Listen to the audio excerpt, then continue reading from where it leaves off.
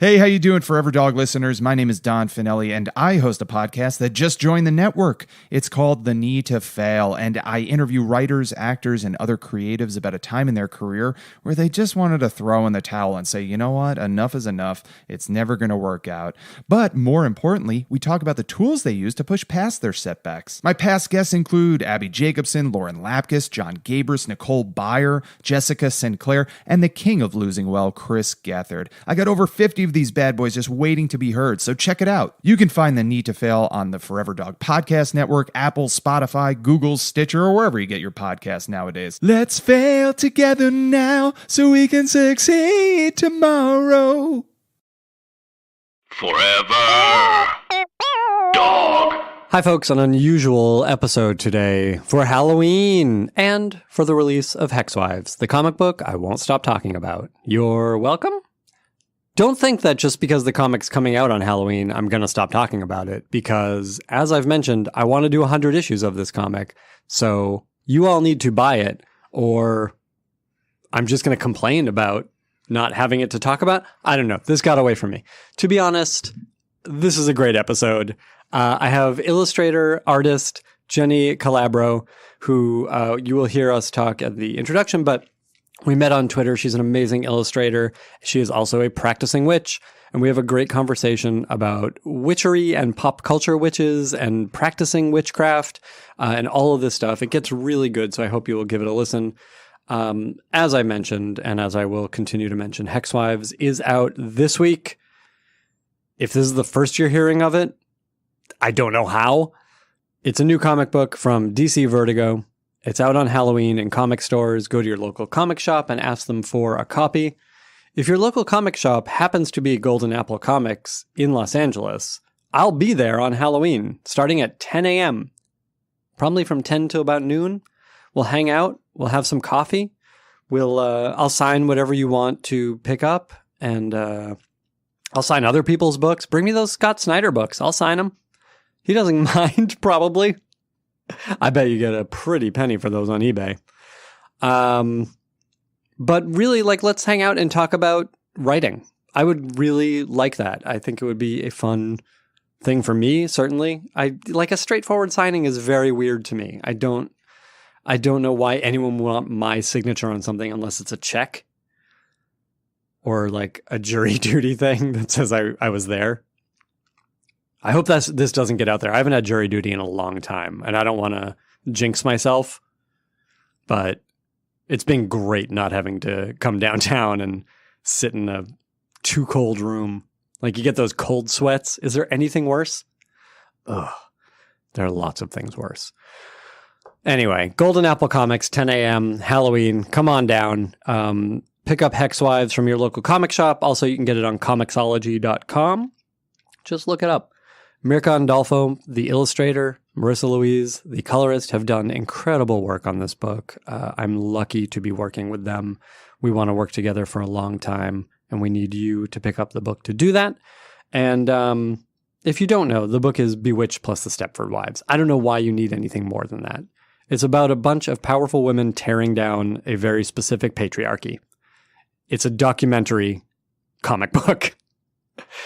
All right, that's it. Here's a fun conversation that Jenny and I had. They write, they talk, and talk about what they write. Tune in tonight, or whenever the time is right. It's the Writers Panel with Ben Blacker, and it's starting now. Oh, yeah! Hi, we're doing a weird episode. I have with me Jenny Calabro, who, Jenny, we met on Twitter. Yes. Because, I was following you because I love your art. Jenny is an illustrator. And I was following you because I dig your stuff. It is gorgeous. People should follow you. Tell them where to follow you, please. Oh my gosh. So you can follow me on Twitter. It's Eidolon Night, which is kind of hard to spell, but spell it for them. It's EIDOLON_NIGHT.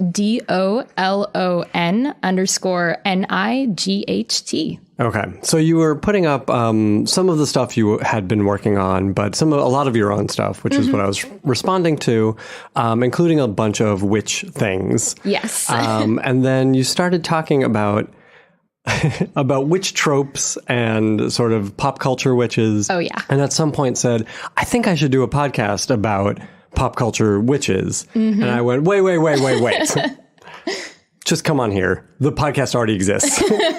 Perfect. Yeah, we know how to do this. We have microphones, so we can have this conversation. Because obviously, as the listeners may know, unless they ignore the parts where it's me talking, this is something I've been thinking and talking about for a while now. Hexwives, my new Vertigo comic, comes out on Halloween. So excited. It's about witches. Yes. So let's get into it. So first, I'm curious to hear, give me your witch cred. What was your gateway witch? What sort of got you thinking about, like, there's more to explore here than maybe I had first thought on seeing Bewitched? Yeah. It's funny because when I was a kid, I had naturally been drawn to, like, witchy things. And it started with movies, and it started with Hocus Pocus. That was the one I was trying to pull the name of, because I'm a little old for it, but I feel like everyone who's like 5 years younger than me loves Hocus Pocus. It's the staple. It really is. For any witch, it's like, oh yeah, Hocus Pocus is where it's at. Why? It's just so fun and comedic, and it plays on the trope of the witch really well, but it also does it in a way that's kind of like quirky and fun. And now, if I'm remembering correctly, and I have seen it because I have younger sisters, if I'm remembering correctly, like, the witches are the heroes of it, and they're very funny, but they're also kind of monsters, right? They're actually the villains. Are they? Yeah. The kids are the heroes? The kids are the heroes, Okay. and the witches are the villains. Typical witch trope. But it's fun because it's not the stereotypical. It's stereotypical in some ways, but it's not like the green skin and the warts. They're actually kind of pretty, but dorky. Like Bette Midler, you know? But this is actually a fairly common witch trope, which is going after children, like Hansel and Gretel. You know, we see Hansel and Gretel, witch in the forest, trying to tempt children with candy. And here in Hocus Pocus, it's a similar kind of thing. It's classic witch business. A classic witch, yes. And I should let me interrupt for one sec just to say that we record this podcast downtown, and there is a lot of construction going on right now, so people may hear that. Don't tell me. Don't let me know. I don't care. I know it's there. We can probably hear it louder than you can. It's interesting. I mean, when you think about classic sort of movie witches, and you know, you mentioned the witches in Hocus Pocus don't have that look. Yeah. And when we think about classic movie witches, I think we go to the Wicked Witch of the West, right? Oh, yeah. Like, that's sort of the, is that the trope codifier? Yeah, I think a lot of people immediately, I mean, you go to any Halloween store right now, and anything that has to do with a witch has a cackle, has green skin, has warts, and a big pointy hat. And I love my big pointy hats, but Sure. let's be real. Not all witches wear big pointy hats. Do you know, have you looked into where some of those tropes come from? Yeah, actually, I did look into the pointy hat trope. Oh, really? And yeah, I found somewhere online that said there was a couple of different theories. And one of them is there was a fashion of the day, like, I don't remember how long ago this was, but the fashion of the day was these tiny little pointy hats. They aren't as tall and as high, you know, a couple of feet up in the air. It's more like a few inches. And back when they were, you know, like when photography was around, they were trying to kind of play up like what is a witch. And one of the things they said was women who wear pointy hats, which was in trend, was kind of seen as like, oh, this is like something that only witches wear. Evil women wear pointy hats. And so they thought that the fashion was actually really ugly. So they were trying to downplay it by saying, oh, no, witches wear that. Oh, that's so interesting. Yeah. So it seems like it's as it seems when you start to dig into any witch stuff, it's just the furthering of the other, right? Yes. It's sort of expanding that and making women evil. Oh, yeah. Like that all just kind of goes together. I mean, like the start of like the witch hunts, one of the reasons for it, one of the big ones was women with knowledge were scary.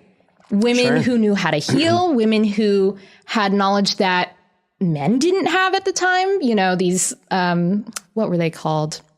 Like the women who would go and help women who were like going through birth and, you know, not maids. I'm blanking on the word right now. But Yeah, but they're these sort of healers. Yeah, Yeah. there is a word. yeah, they because they knew how to, boil teas and concoctions, which are still used medically today and really helped medical advancements. But because they were women and they weren't women of standing, it was very scary that they had abilities to heal people, both spiritually and just, through herbs. And so it Yeah. really scared people. That's really interesting. Yeah. So let's sort of get back to your witch journey. Hocus Pocus was a gateway. Oh, yeah. Hocus Pocus was definitely an inspiration. And then where do you go from there? How do you start getting into either, the pop culture witch aspect or the actual witch aspect? Yeah. So growing up, it was mostly just like pop culture stuff for me. And it's funny because I had grown up thinking, well, witches don't exist. But I would find myself doing things that I only found out a few years ago when I actually found out, oh, no, I'm a witch, was actually things that existed. So, tarot cards, they're actual like Rider-Waite tarot or all the different kinds of tarot decks. But when I was a kid, I used to use playing cards. And like when I was like in 6th grade, I used to tell the kids, oh, I'll read your fortune. With this basic deck of playing cards. And at first it was all fun and games until what I was saying was kind of coming true. What? And yeah. Tell me about this. So for example, one girl at my school, she had a crush on some boy and she's like, I want to know if we're going to go on a date and go to the dance. And I was like, okay. So I did a reading for her and I told her, oh, well, you will go on a date and you will go to the dance, but it's going to end really badly because he's going to like somebody else and blah, blah, blah. And she's like, oh, this is so fun. And then later, it actually happened. And then it scared all the kids at school. And they're like, oh, she's evil. She's a witch. Oh, my God. Was there a trial? There pretty much was. So I was like, okay, well, this is something I got to kind of keep on the DL. So I stopped being so open about it. And I always kind of did it on the side, and my mom gave me my first real deck of tarot cards. Now, when I was a kid, and actually it was probably a little before me, if children were into tarot cards and Ouija boards and things like that, right? This was the era of satanic panic. Oh, yes. And this is like before me by like 5 or 10 years. But parents would not be buying this stuff for their kids. No. So what was your parents' relationship to this material and to like, what was the religion or spirituality with which you were raised? Does that come into play? Yeah, actually. So I was raised Catholic, Italian Catholic. It's very ritual based, which is funny because witchcraft is actually, depending on what you follow, it is very ritual based. But growing up, my mom knew I was into a lot of like weird, kind of creepy, kind of dark things. She let me dye my hair black. She let me go full goth. My dad was like, "Oh no, what are you doing to our precious daughter?" So he really has no idea about most of my witchy. Oh, interesting. Yes. So. So you were given the tools. Yes. And then when did this start to, are you a practicing witch now? Yes. Okay. So when did this seems like a decision that someone makes? Mm-hmm. Oh, it definitely is. I think it's only a decision once you realize it's your calling. And what I mean by that is I find that most witches end up doing things naturally when they're young, and then later they have this aha moment. Witches who aren't raised as witches just kind of go, oh, wait, I've always believed this. I've always practiced this. So it was actually when I met my husband, when I started dating him, he was like, are you a witch? What made him say that? What were you up to? I was doing my tarot readings. I was using pendulums. I was meditating. I was just doing these different things. And I told him about my different spiritual beliefs, which at the time I was like, oh, there's no real, term for it. And he's like, you should really look into witchcraft. Oh, interesting. Yeah. So, So what was it about when you saw what that entailed, when you went to the Wikipedia page? of course. Which the dark Wikipedia page. What was on there that you went, oh yeah, I believe in these things and I'm down with these rituals? Yeah. I bought my first baby witch book back home, and I cracked it open, and it was talking about, oh, if you feel pulled to this, like one of the beliefs is like, oh, do you believe in like past lives? Some witches do, some don't. But like that was always something I kind of was drawn to. You know, the spiritual beliefs of, you know, ghosts and entities and paranormal, and because I've had lots of experiences as a kid seeing things. Really? Yeah. All right. Let's go one at a time here. Yeah. Now let's talk about the paranormal aspect, because this is where a lot of people are like, nope, I'm out. Right? But you were like, yeah, I'm in. Yes. What were your experiences that this helped to give explanation to? Yeah. So when I was a kid, I used to see ghosts every once in a while, and it used to really freak me out because at first I didn't realize what it was until one time I was in a car and I thought we hit a person. I saw an old man walk in front of the car and then disappear, and I freaked out and nobody else saw. And that's when I was like, okay, that was a ghost. I'm seeing ghosts. And I actually got really scared of it. And after a couple years of kind of dealing with paranormal stuff in my home, just hearing things, seeing things, my sister would see it. My mom would, but my dad would be like, I don't see anything. I don't know what you're talking about. All the drawers are open in the kitchen. What? No. He really didn't want to. He really didn't want to believe it. And so it wasn't until I started getting into witchcraft that I'm like, okay, I'm going to slowly open this door, but I'm going to do it safely now that I know how. So. And so what do the beliefs or the rituals tell you about how to interact with this stuff? It's always about playing it safe. Always. What does that mean? Playing it safe, what I mean by that is kind of like learning how to protect yourself and learning how to say no, which is something I feel like a lot of people who like to play with Ouija boards but don't know what they're doing, they don't know how to say, no, you have to leave. And that's very important when you're working with spirits because, you know, you never know what's going to come through. Absolutely. Yeah. That's the beginning of every horror movie. Exactly.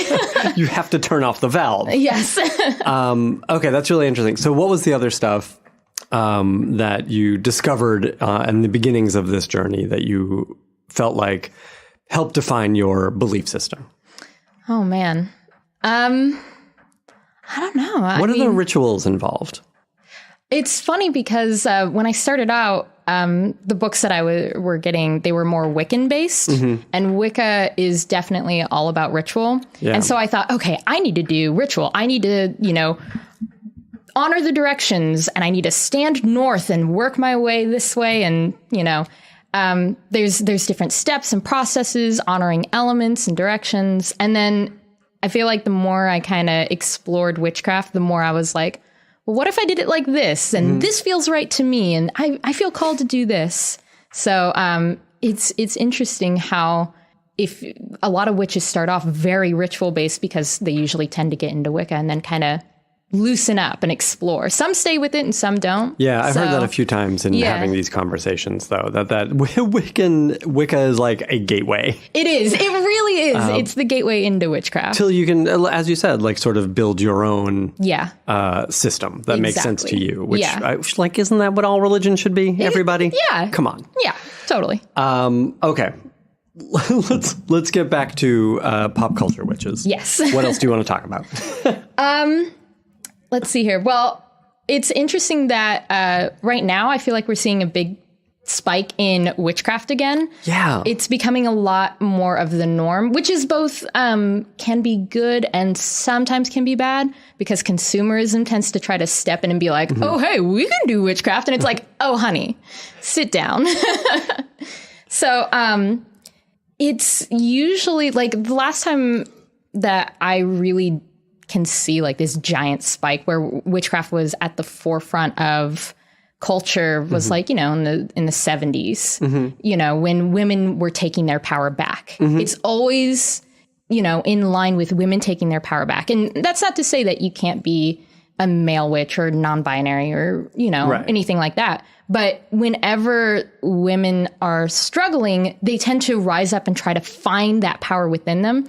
And even some people who don't call themselves or practice witchcraft, they will call themselves a witch because it's taking that word back and using that as power. Yeah, that's an interesting thing. And we sort of got into this a few months ago when we did a panel on it in San Diego, that the word itself has power, right? Yeah. And I haven't looked into, I probably should, the origins of the word. Have you? No, that's actually Should we really do it right now? I feel like we should. But the idea of who does the naming and who does the labeling and, the taking back of a bad word, right? A slur. Yeah. Whatever it is. It's interesting to hear that that's sort of a signal, right? Like if we saw this in the early mid 70s and we're seeing this now, like, what does it represent? Why are we seeing it now? Yeah. While you talk about that, I'm going to look this up. So I definitely feel like it's like I was saying, it's definitely empowerment for women because, and obviously I'm speaking from a place of privilege, but as a woman, reclaiming the word witch. You look at the news today and they try to say, oh, she's a witch. In regards to, I think it was like Hillary back during the election. So they're like, oh, she's an evil woman and she's a witch. And it's like, okay, well, now women are turning around and saying, oh, well, I'm a witch. I'm a bad lady. So yeah, it's taking that power and turning around on the bully or whoever it is and saying, oh, no, I'm not going to let you have this one. Yeah, it's an interesting thing. So looking at this Germanic etymology, it does come from Wiccan in the 13th century, at least. But the list here says that further etymology is problematic. It sort of just fell into being. Grim stuff, some fairy tale stuff. Like that seems to be where it was really codified from the German. This is kind of what I'm looking for. So Middle English word Wicca did not differentiate between feminine and masculine. However, by the 15th century, the word was gendered. Right? And I think that's kind of telling. Oh, yeah. And it came from, obviously, from the verb to bewitch. Because I think, I feel like the history of witches in America, right, is we can sort of look to Salem. And there was stuff in Europe before that, but this is in America where we sort of get our contemporary idea of what witches do. Yeah. And obviously the Crucible sort of brought that history alive for many of us. But the idea of magic powers and what those magic powers entail, and then the temptation to consort with the devil. Oh, yeah. Right? And temptation is always a big thing. Yeah. Do you want to talk about that? Yeah. So as we were talking about earlier about kind of like the wise women and early witches being healers and that being very scary, because they're women, they're like seductive and tempting. And so a lot of fairy tales that we see early on, and even in the witch trials, it's always about women tempting. Yeah. Women tempting others. This could be with candy, like in Hansel and Gretel. This could be with their bodies. This could be with a spell. And it's so funny because when you look at how they fought witches before, during and before it got really, really physical and violent, some of the things that people would do could actually be considered witchcraft. So there was a thing that you could make called a witch bottle, and witches make them today. But back in the day, it used to ward off witches. Oh, interesting. But what is it? It's kind of like a little potion bottle, and it's usually made with some really nasty stuff like urine. But look, making these things can't be easy. You have to suffer for it a little bit. Exactly. So essentially the idea is that you make this little bottle and it's supposed to deter witches from attacking your home. But just the idea of that, like putting intention into an object, putting intention into a little potion bottle and then tucking it away, like that is the epitome of magic. So it's really interesting that to fight magic, people would use magic. Right. Yeah. But they would never call it magic. No, they would right? never call it magic. You know, it was always like by God's blessing. But it was always really interesting because all of these superstitions that were surrounded by witches sometimes entail different forms of magic in some weird way. Yeah, I mean, it's funny. And as you say, like they would consider it Christian, right? They would consider it by God's blessing, which puts it in opposition to witchcraft. Yes. Making witchcraft the evil or the other. Yeah. I'm excited to tell you about this terrific meal kit delivery service that I have been using called HelloFresh. I'm sure you've heard of it. They advertise on all your favorite podcasts, including this one. But HelloFresh is terrific. They shop, plan, and deliver step-by-step recipes and pre-measured ingredients so you can cook, eat, and enjoy. I get the vegetarian option for HelloFresh because it's great to get fresh vegetables delivered to your home. I made a really great pasta dish with it the other night. It had some really lovely zucchini in it. The best part of this, and I've been so busy the past couple months with both Hexwives and other projects that I don't have time to shop and cook, and my wife has been busier than I am. So having HelloFresh at home and knowing that we're going to make this amazing pasta dish, or we made a really incredible rice dish recently that they sent that had some lovely bok choy in it. And they all take like less than half an hour to make. And then we can get that done, sit on the couch, watch some baseball, and eat our delicious food. And because you get 3 meals at a time, which I think they have other options, but the best bet is really three or more meals at a time. You are set for the week. So when you know you have busy weeks coming up, I think HelloFresh is a great option. 3 plans to choose from: classic, veggie, and family. I got the veggie meal.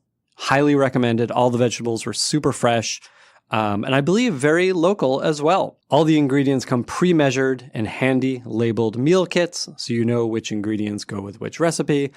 It takes all of the thinking out of cooking, which I really appreciate. The recipes are simple. The instructions are outlined on pictured step-by-step cards. It's hard to screw up. If you are a person who doesn't cook, even you can make a good meal out of HelloFresh. Spend less time meal planning and grocery shopping. Most recipes take only 30 minutes. This is really true. And most of them take under 30 minutes. So you can even listen to not even a whole episode of the Writers Panel while you cook. And HelloFresh is a subscription service. So your meals come to you week after week, just when you need them. Again, you don't have to think about it, which is the best thing in the world. Like, one less thing to think about seems like the goal that all of us have right now. So we have a very special offer for Writers Panel listeners for a total of $60 off. That comes to $20 off your first 3 boxes. Visit HelloFresh.com/panel60, PANEL, and the number 6 and the number 0, and use the promo code PANEL60. It's like receiving 6 meals for free, up to 50% off 3 boxes. So visit HelloFresh.com/panel60 and use the promo code PANEL60, PANEL60. Where does the devil come into all this? Oh, man. I feel like the best depiction we've seen of this is in The Witch from a few years ago. Oh, man, I love The Witch. Which is a great movie. Such a great movie. And I feel like this is where we really get to see the stuff that we didn't get to see in The Crucible, right? Yes. It's the flip side of The Crucible. Yeah. The sort of Puritan farm and the young girl who may or may not have been tempted by the devil. Yeah. And then we find out that, yeah, she's all in. But in lore, do you know where this comes from, where the devil plays into this? Yeah, so there's actually some different theories and ideas. And I'll get back to the witch in a second, because that's a really great example. But A lot of people believe that the use of the devil came from just different pagan beliefs. Like, for example, some people believe that the picture of the devil that we're so used to seeing originated from trying to make Pan, the god Pan, a devil, evil character. Because when they were converting pagans at the time, they needed to find common ground that they could incorporate into the religion and say, oh, wait, Christianity or Catholicism is so much like your religion in these ways. But then they would also find the reverse and say, oh, but see, your Pan is like our devil. And so they would try to associate different things. Sure. Just like as a way to say you're doing this wrong. Yes. Or your religion is like ours, but let us teach you the right way. Sure. So they would find like different pagan goddesses and say, oh, well, see, she's just like the Virgin Mary. So, worship the Virgin in this way. So they would try to find different similarities in that way. And with the devil, or with the movie The Witch, what's so interesting is that they actually based a lot of The Witch off of and I'm gonna mess up the pronunciation. It's the Malacarium. Oh my gosh! I'll look it up. And then yes, maybe we can get it. I can never say it right, but it's essentially the How to Hunt Witches handbook for back during the witch trials. And it was made by a really, really, really terrible man who had nothing better to do.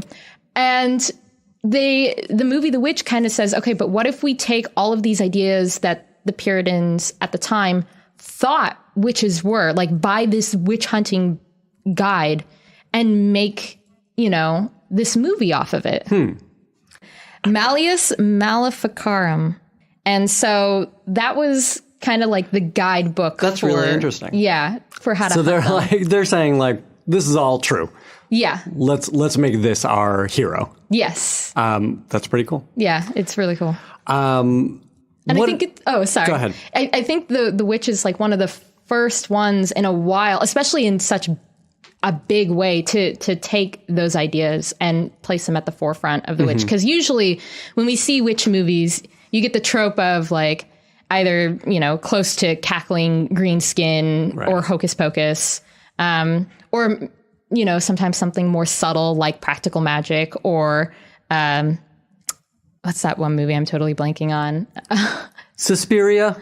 Oh, I can't wait for Suspiria remake. But yeah, so there's always like this kind of shade of like modern witches or fairy tale witches. But I really like The Witch because it's like, okay, but what about what they really believed witches were? Yeah, and if you listen to interviews with Robert Eggers from around the time, who wrote and directed the movie, he did such a deep dive into the research. Like he was living in libraries for years to research this stuff. And I think it comes across on screen. Oh, definitely. And that was one of the reasons why I love the movie so much. Because I was like, oh my gosh, I know what they're I get what they're doing with the symbolism and the imagery. Well, I'm there with my friends who are like, what? But why?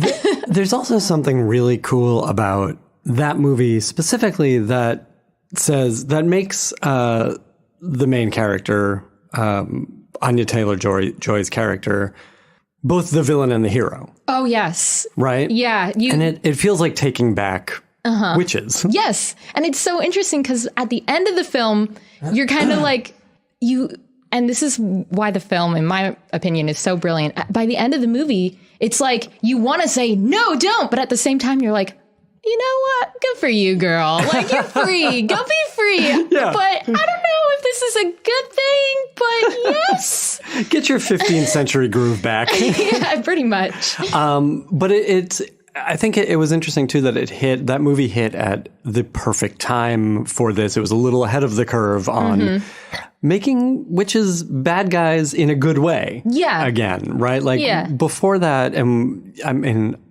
granted, I thought the witches were the heroes of Hocus Pocus, but I think they also are, right? They're the ones that are fun to watch. Yes. They're the funnest part of the movie, hands down. Yeah, but I think we were sort of hit with good witches for so long that sort of defanged them in a lot of ways, whether it was Bewitched or, Sabrina the Teenage Witch or things like that, which both very contemporary references. But it's interesting to see like the new Sabrina which by the time we put this out will have begun on Netflix, I'm so excited. makes her bad. Like she's there. She gets to be a monster. Yeah, I'm actually really curious if they're going to blend the new comics and the old comics. Because in the old comics, Sabrina lives with the Spellmans, and the Spellmans are your stereotypical evil witches who just want to play pranks on humans. Yeah. And Sabrina is a witch, but she's like, I don't really care about playing pranks. I'd rather help people and party and go to the beach and hang out and, talk to cute boys. And it's funny because they considered her a terrible witch because she didn't want to play pranks on humans. So it's interesting because with the new show, I'm like, all right, I'm kind of hoping there's some sort of like balance there or questioning like, is she really bad? Is she good? So Yes. I'll tell you, there is that. I'm so excited. And I think where we flipped is in those old comics and on the show too. Sabrina was considered by the typical witches to be a bad witch, but she was also our gateway character, right? So we're rooting for her. Yeah. We're on her side. This new Sabrina, like the movie The Witch, and I think some of this other, and I think the Suspiria too, which plays in this, or at least the original did, is that the question is there. Yes. Even if they are bad, what does that mean for what is good and bad in this world? Yes. Right. And I think that's a really great statement on witchcraft in general, because a lot of witches believe there are, Wiccans who believe there's good witchcraft and bad witchcraft, but there are a lot that are like, well, there's gray. There doesn't have to be white light, dark light, dark, That's sort of a basic way of looking at things in the same way as any religion. Yeah, yeah. So I think it's really interesting that now we're seeing, where we went from completely evil to a little bit of a goody two-shoe to now we're seeing a lot more gray. And I feel like the first time we really see this strongly, like really well done in pop culture is The Craft. Yeah. Because with The Craft, it's just... you start off rooting for them and being like, yeah, they need, female empowerment. They need to take their power back. They need to show these bullies who's boss. And then it slowly starts slipping into madness, like literal madness. Like, oh, wait, maybe this isn't so great. I have a question about that. Yeah. Because The Craft is something I was thinking about, and I haven't rewatched it in a while. But does the madness come? We're going to get into some film theory. But does the madness come? Does the bad results of women taking power, right? Is it a moral lesson from patriarchal Hollywood? That's a really good question. And you may know the movie better than I do. I do know a little bit about kind of like what went on behind the scenes. So, interesting. Yeah, they actually had a Wiccan priestess come in and be like the consultation for how things were supposed to be done, which is why I feel like The Craft portrays witchcraft so well, is because everything that they're doing is like an actual ritual, an actual thing that witches do. And it's way more grounded in reality, as much as it can be for Hollywood. Right. I mean, obviously, at certain points there's snakes shooting out of people's heads, but that's neat. I didn't realize that. Yeah. So it's really cool because the intent was, coming from a Wiccan point of view, obviously, is that so long as you're not doing harm to others, things will work out. And whether that was from the patriarchy side of the people making the film or from just the Wiccan aspect of, do no harm, it's really interesting because, when they aren't purposefully hurting people, things are going great for them. But as soon as they take the power and start using it to hurt others and to take advantage of others and walk all over them, we slip into that madness and out of control. Funny. Yeah, I've had a couple of these conversations in the past few months with practicing witches. And the thing that keeps coming back to me is one of them saying, like, you can't curse someone. Yeah. Because that will come back on you. Yeah, the rule of 3, whatever you send out will come back threefold, which is a Wiccan idea. Some witches follow it, some don't. Yeah. I definitely like the idea of whatever you send out, good or bad, is going to come back to you 3 times stronger. Sure. So, yeah.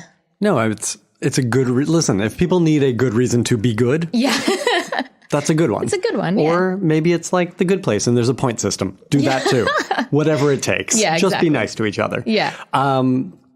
So the craft is interesting. What are some of these other witch portrayals that are worth discussing or that have stuck out to you over the years? Oh, man. Practical magic is another really great one. And it's funny because I didn't see practical magic until last year. Oh, really? It took me a long time to actually watch it. So you have a different perspective on it than someone who maybe saw it when they were much younger and didn't know about this stuff. Yes. And it was really cool going into it completely blind, but from the standpoint of someone who was already a practicing witch and being like, oh my gosh, whoever wrote this book, whoever wrote this, they knew what they were talking about. They obviously practice in some way or have some idea of how things work. Oh, that's cool. So what's in there that makes sense? And where do they veer off? Just like any Hollywood movie, when it starts to get really out of control and crazy and slips into madness, possessions and seeing evil. Is that in there? Yeah. I've never seen Oh, you've Practical never Magic. seen? No, Oh my gosh. Treat yourself. It seems very soft. It is soft, and it's interesting because it's like it's a witchcraft movie that has romance and comedy, but then some parts get like pretty dark, but like dark comedy. I guess spoiler for anybody who hasn't seen it. But essentially in the movie, there are sister witches who have a family curse from their ancestor witch from a long time ago who lost her love. I forget how. And so she cursed the family name of the women in her family can no longer fall in love without tragedy. So these little girls make a pact that they're never going to fall in love, not true love. So that's where kind of like the cheesy romance comes in. But as the story goes on, one of them gets into a really bad relationship with an ex. They accidentally murder him. What? Yeah. And that's where the dark comedy comes in. So they accidentally kill him. Yeah. And they have to deal with the repercussions of using poison to kill him and seeing his ghost and getting possessed and all of these bad things. And a detective coming and investigating, and they're trying to keep it covered up. But, it was done out of love because her sister was being abused, and they just slipped him a little too much. But I highly recommend the movie. It's a lot of fun. But as far as like where the more grounded witchcraft comes in is like, at least in my opinion, is like there aren't too many scenes in the movie that's really over the top Hollywood. There's a part where they're making margaritas and they point their fingers and the blender goes, but I bet that was a studio note. Like, let's see him do some witchcraft. Wouldn't this be fun? Right. Sure, exactly. Fine. Yeah. But for the most part, like there's writing intentions, sending your energy out to bring, the one you love to yourself, familial curses. And, there's just like, it's like the craft in the way that it feels more grounded than too Hollywood, which is really nice. Yeah, that makes a lot of sense. Yeah. I feel like for me, the best witches in pop culture were sort of the broadest. I'm thinking of The Witches. The Witches? The Roald Dahl story movie. Oh my gosh, yes. With Angelica Houston, who is sort of a classic fairy tale witch in this. Like Ursula, the sea witch. Oh, yeah. Right? These sort of, like there aren't a lot of female monsters in horror stories, in the horror genre. And for... it feels like a double-edged sword when an actress got to really dig into one of these roles, like Angelica Houston, like, what's her name? Something Carol in The Little Mermaid, like The Witches of Eastwick, where they got to play big and funny and scary, but there was a lot of humanity to these characters, right? But they're still playing monsters. Yeah. And that can't be good. Yeah. How do you, as a witch and you as a person who has looked at these sort of pop culture depictions of witches feel about that double-edged sword? I think there's and this is my opinion, but I think there's a good way and bad way to depict evil witches. Like, Hocus Pocus obviously plays on tropes of evil witches, but I feel like it's done really well in a way that they're comedic and they're silly and they're goofy and they're not to be taken super seriously. They're not super monstrous or a huge threat. They're laughable. Whereas, you know, speaking of like the witches, that one where they're just absolute monsters, I feel like that's like, okay, as a witch, it kind of sucks that it's like we're still being depicted as these hideous creatures that just want to eat children. Yeah, I mean, is it equivalent to, because it is, Angelica Houston is incredible in it, and she's such a compelling character. Is it equivalent to like Anthony Hopkins playing Hannibal Lecter? Oh my God. I don't know. I maybe a little funnier, maybe a little more for kids. Yeah. But for me, I know there are some witches who, like, when they go to a Halloween store and they see these foam green cackling witches standing over a giant bubbling cauldron, they get really offended. Yeah. Whereas for me, it's like, I know where to draw the line between, like, this is the made up stereotype. This isn't what we are. And I'm not going to let that affect me, versus like taking it super personally. It's when they kind of ride the line of like, when they don't depict them as monsters, but they depict them as just like normal women who have abilities, but then they say, you know, they're damned and they're evil and and it's like, well, you know, they haven't given us a reason other than they have abilities, or maybe they have bad intent, but it's like, that's still portraying the witch in this really bad scope. So I don't try to take it too personally. Sure. But I know that it's still not a good thing when we portray women in a way that's so malicious. You know? Absolutely. I mean, I think there's Witches of Eastwick is a good example, right? Yes. It's a problematic story in a lot of ways. It's a compelling story in a lot of ways, but it's a problematic story in that for these three women to take control of their lives, they need this charming guy to come into town and empower them. Yeah. Right. And then they're called witches. Yeah, exactly. So what is the future of witchcraft in pop culture, in your life, in the world? Big question. That is a big question. My goodness. What would you like to see from the movies and television and stuff? I would like to be able to see more witches that aren't like super, super soft, but, you know, they obviously have power. They obviously have strength. You know, they're powerful women in general, but they aren't apologetic and they aren't villainized for it. And I feel like that's something we don't see in a lot of children's media, especially because usually there's just the evil witch. That's it. We don't often get an opposite. Yeah. Or the holy good witch. Yeah. Which, like Scary Godmother and some of these, which is great, right? Like the design is amazing and such a fun character. And Jill, you know, has done incredible work, but it's still a defanged version. Like we're not seeing nuance, mostly because it's a kid's thing. But she's wholly good, or she's Glinda, right? Yes. Yeah. We want to see the in-between witch. Yeah. We want to give women their power back, but do it in a way where by the end of it, you're not being like, she's evil, she's a witch, you know, she's damned. And I feel like there's a lot of things in the works in animation, just because this is my background, that people are trying to get those kind of stories out there where it does involve, you know, the occult and the paranormal and witches in a fun, lighthearted but strong way.